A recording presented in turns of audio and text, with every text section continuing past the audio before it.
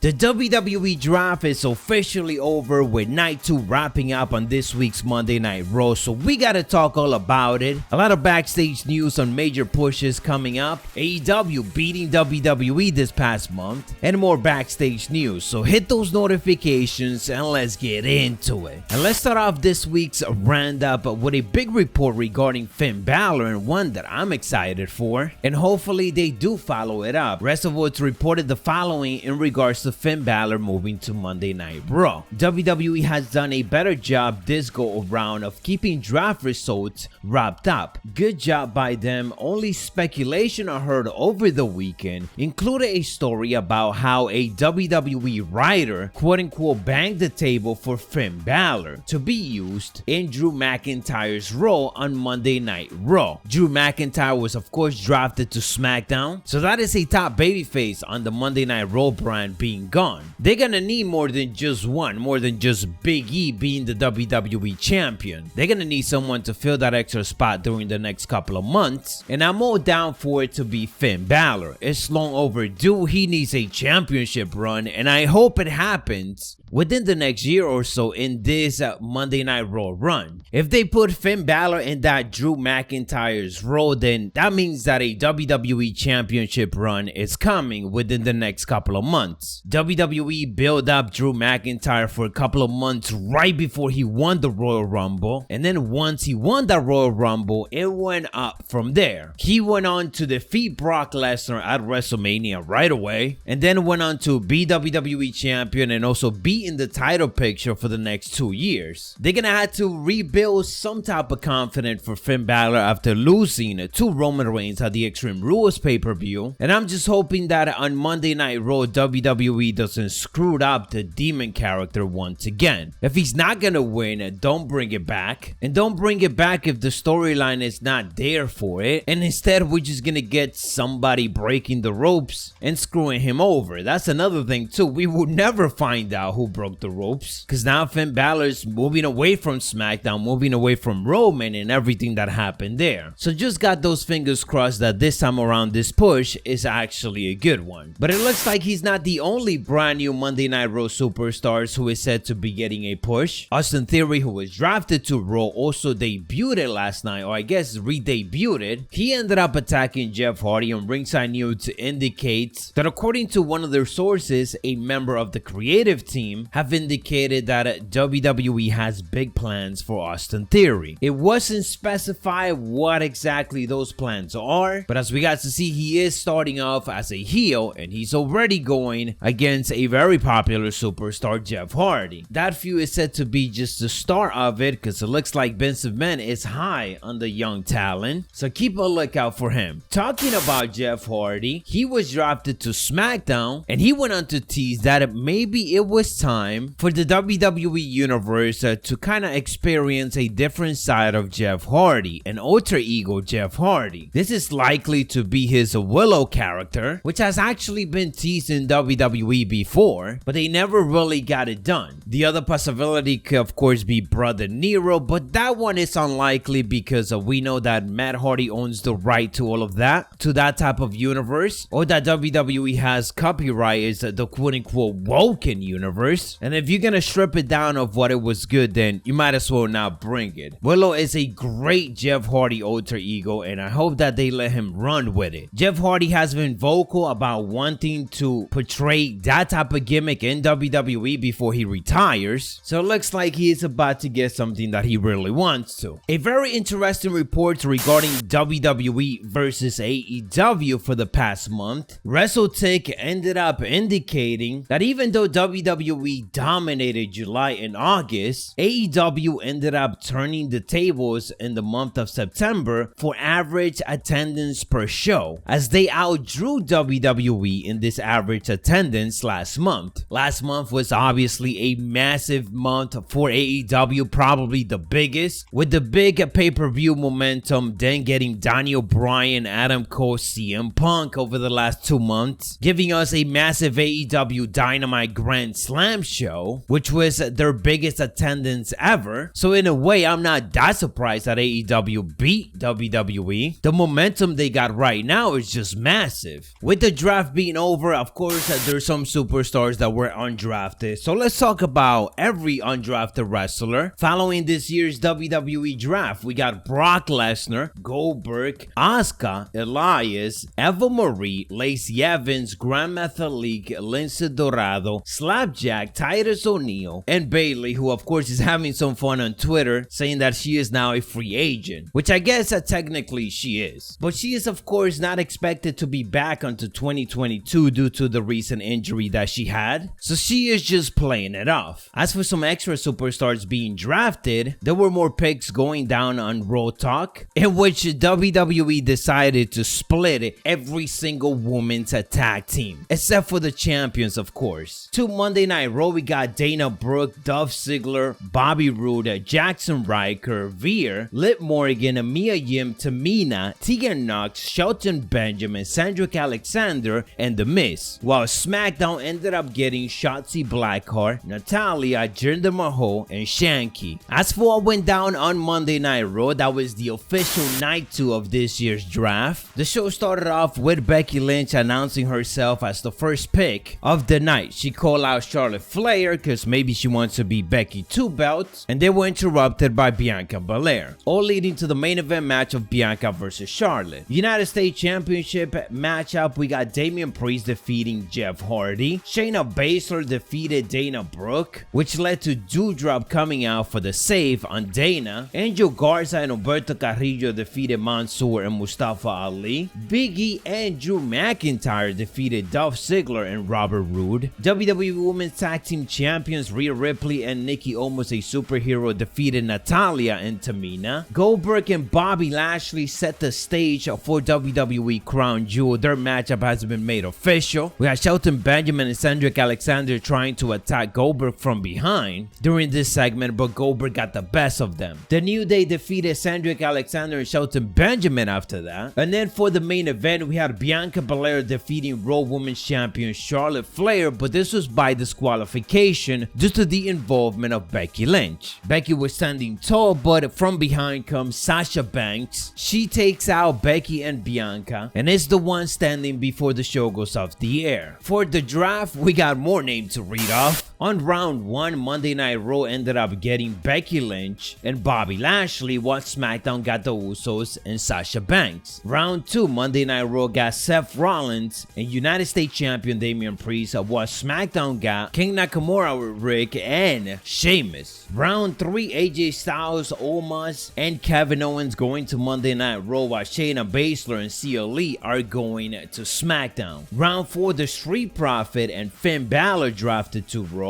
while the Viking Raiders and Ricochet are going to SmackDown. Round 5, SmackDown ended up getting Humberto Carrillo and Angel Garza and Cesaro, while Raw got Alexa Bliss and Karen Cross. For round 6, we got Carmella and Gable Stevenson going to Monday Night Raw, while Ridge Holland and Sami Zayn are going to SmackDown. So that is all the latest wrestling news and everything that went down on this week's Monday Night Raw. Hit those notifications for more of the latest update, and I'll catch you on the next one.